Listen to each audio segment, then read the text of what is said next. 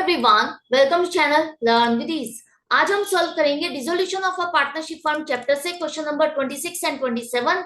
Chapter 7 TS Grewal की book से class 12 accounts. Online classes, online tuitions के लिए आप मुझे स्क्रीन पर दिए गए नंबर पर व्हाट्सएप कर सकते हो अपना नाम और क्लास। और आप अगर सॉल्यूशन ढूंढ रहे हो टीएस ग्रेवाल और DK Goyal new edition book के, तो चैनल की प्लेलिस्ट को क्लिक करो, आपको सभी सॉल्यूशन अपलोडेड मिलेंगे। पोस्ट सेक्शन में एमसीक्यूज मिलेंगे क्विज के फॉर्मेट में और एमसीक्यूज के सॉल्यूशंस है शॉर्ट्स में। साथ ही अब आप इस सॉल्यूशन को इंग्लिश और हिंदी दोनों ही लैंग्वेज में देख सकते हो, जिसके लिए आपको ये सेटिंग का बटन प्रेस करना है और ऑडियो ट्रैक में जो लैंग्वेज चाहते हो उसे सिलेक्ट करो और इस सॉल्यूशन को सुनो और समझो। तो अब अकाउंट्स आपके लिए पहले से और भी ज्यादा इजी हो गया है। तो एक्सेल करना है आपको एग्जाम में, अपना ड्रीम पूरा करना है तो डेफिनेटली पूरा करो। मेरे साथ कनेक्टेड रहो और अपने कॉन्सेप्ट स्ट्रॉन्ग करते रहो। तो आज के क्वेश्चन को हम सॉल्व करेंगे जिसमें दो पार्टनर है, बेल और येल, इक्वल पार्टनर्स, मतलब 1:1 इनकी प्रॉफिट शेयरिंग रेशियो है। फर्म को डिसॉल्व कर रहे हैं, एसेट्स को बेचा गया, लाइबिलिटीज की पेमेंट की गई। आपको यहाँ पर ये 4 अकाउंट बनाने। डिसोल्यूशन में हमें पता है एक सीक्वेंस फॉलो करनी है, उस सीक्वेंस में ही अकाउंट्स बनेंगे, आगे पीछे नहीं बनाने। अगर आगे पीछे बनाओगे तो मार्क्स डिडक्ट हो जाएंगे।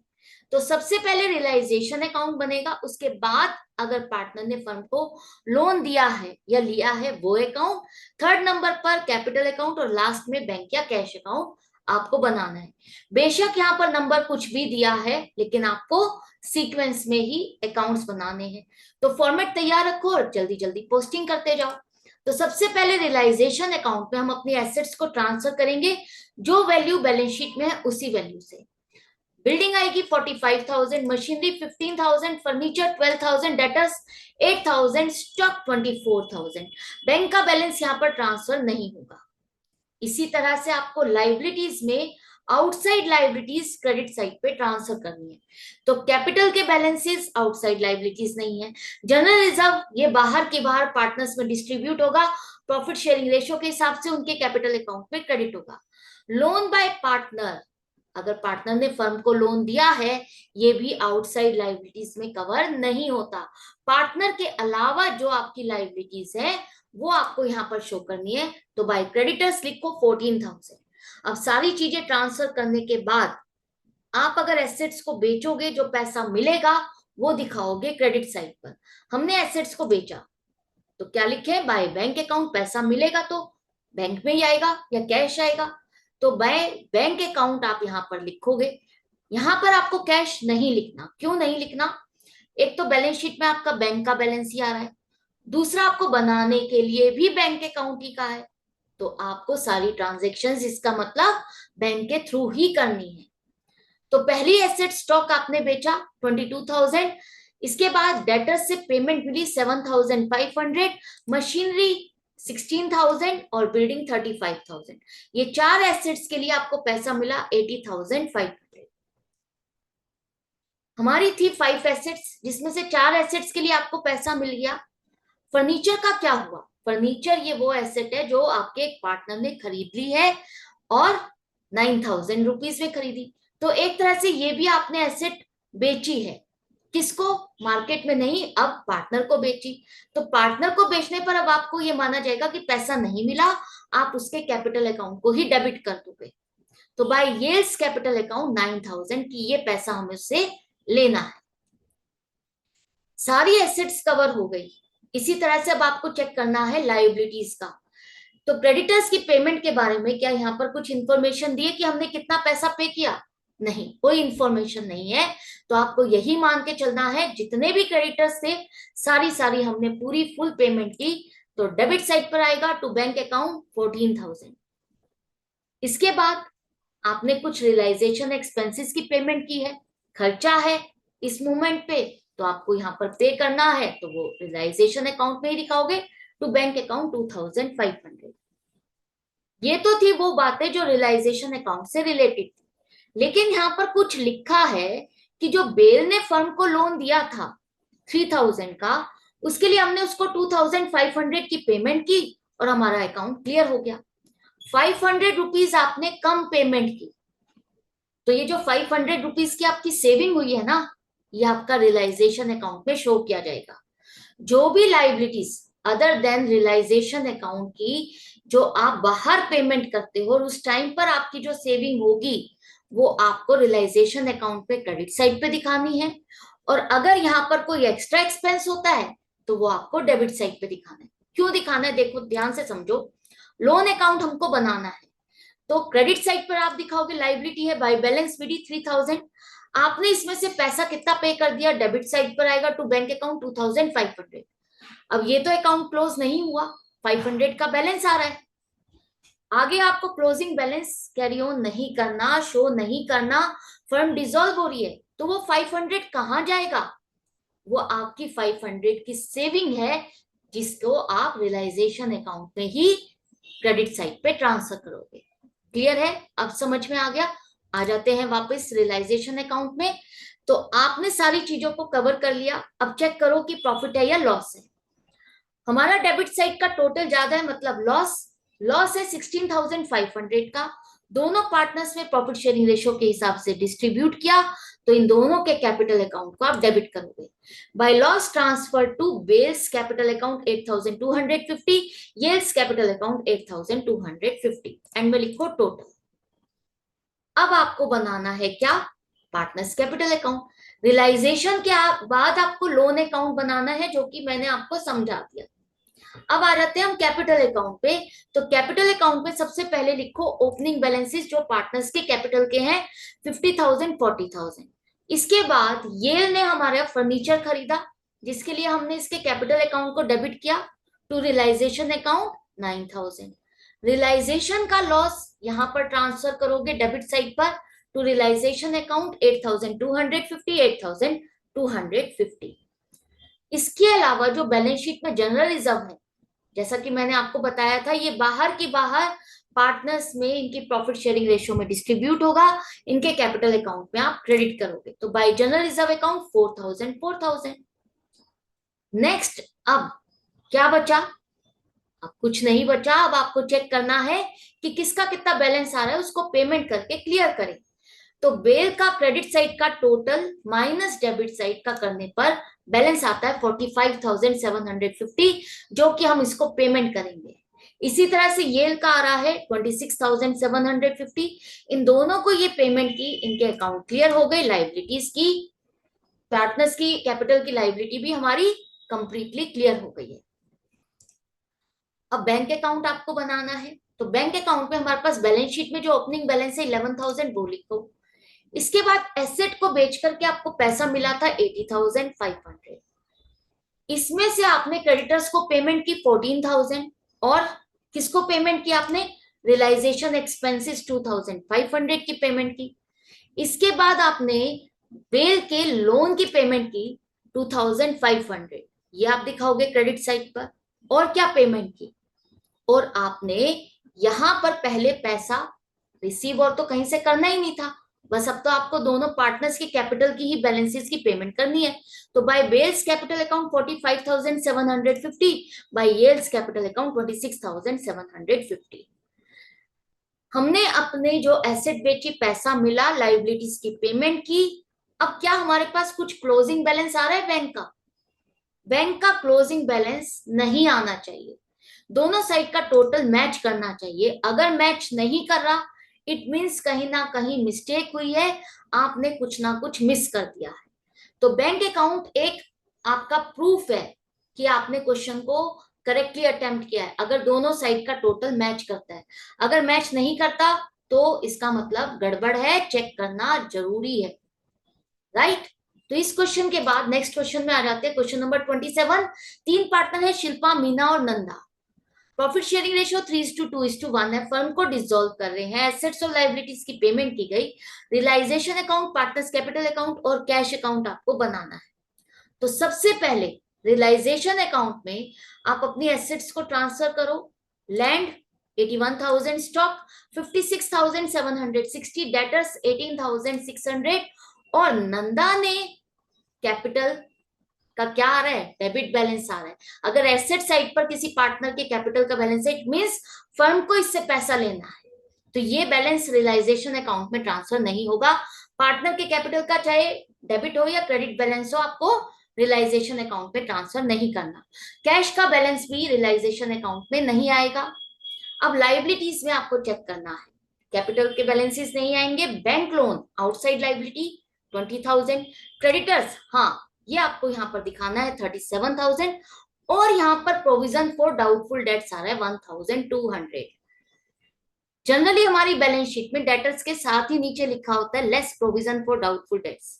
तो हम क्या करते हैं कि डेटर्स को ग्रॉस अमाउंट से यहाँ दिखाते हैं, प्रोविजन को अलग से क्रेडिट साइड पे दिखाते हैं। वही चीज आपको यहाँ पर भी करनी है। अगर एसेट साइड पर लिखा है इसका मतलब वो डेबिट बैलेंस नहीं है, उसका मतलब क्रेडिट बैलेंस ही है। तो आपने यहाँ पर माइनस करने की जगह इसको अलग से यहाँ पर दिखा दिया है। वही ये प्रोविजन फॉर डाउटफुल डेट्स वही सेम है, वही ट्रीटमेंट होगी। आपको यहाँ पर इसको ट्रांसफर करना है। जिस भी एसेट के साथ कोई प्रोविजन अटैच्ड है तो वो आपके रियलाइजेशन अकाउंट में ट्रांसफर होगा। तो by provision for doubtful debts account आएगा 1,200। जनरल रिजर्व बाहर की बाहर डिस्ट्रीब्यूट होगा पार्टनर्स में। सारी चीजें हो गई। अब आपको देखना है एसेट को बेचा तो कितना पैसा मिला। सबसे पहला दिया है कि स्टॉक 41,660 वैल्यू का, मतलब हमारे 56,760 के स्टॉक में से 41,660 का स्टॉक शिल्पा ने खरीदा 35,000 में। इतनी वैल्यू का स्टॉक 35,000 में एक पार्टनर ने खरीद लिया।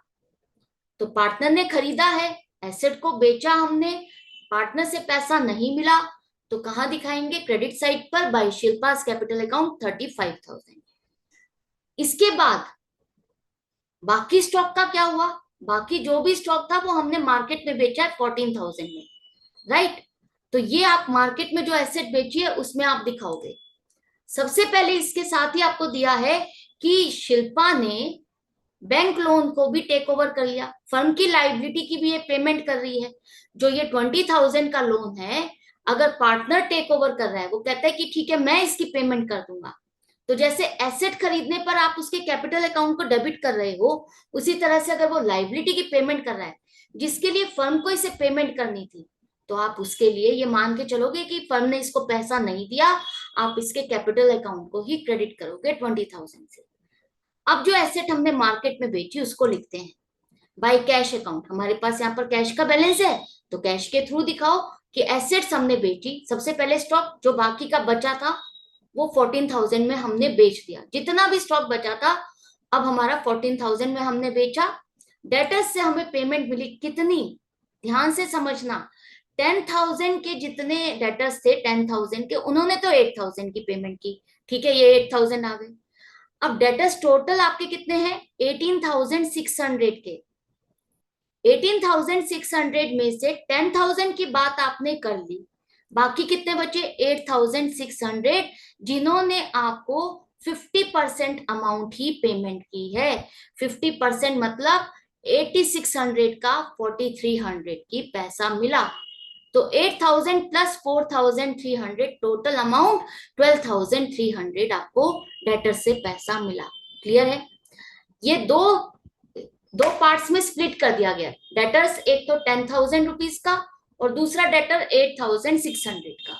जो एक डेटर है 10,000 का उसने आपको 8,000 रुपीज दिए, जो दूसरा डेटर है 8,600 का उसने आधा पैसा दिया 4,300। तो टोटल हमें जो पैसा मिला वो कितना है? 12,300। इसके बाद हमने लैंड को बेचा 1,10,000 में, राइट? तो टोटल आपको एसेट बेच करके पैसा मिला 1,36,300। अब चेक करो क्या आपकी सारी एसेट्स कवर हो गई? लैंड, स्टॉक, डेटर सब कवर हो गया, ठीक है। अब बारी आती है कि चेक करो कि लाइबिलिटीज कमेंट करनी है जिसे आप डेबिट साइड पे दिखाओगे। तो बैंक लोन तो हमारा हो चुका, एक पार्टनर ने टेक ओवर कर लिया, बाकी का क्या हुआ?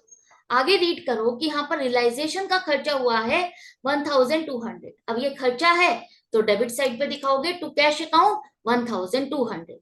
इसके बाद हमें एक अपना अनरिकॉर्डेड टाइपराइटर मिला, अनरिकॉर्डेड एसेट मिली है।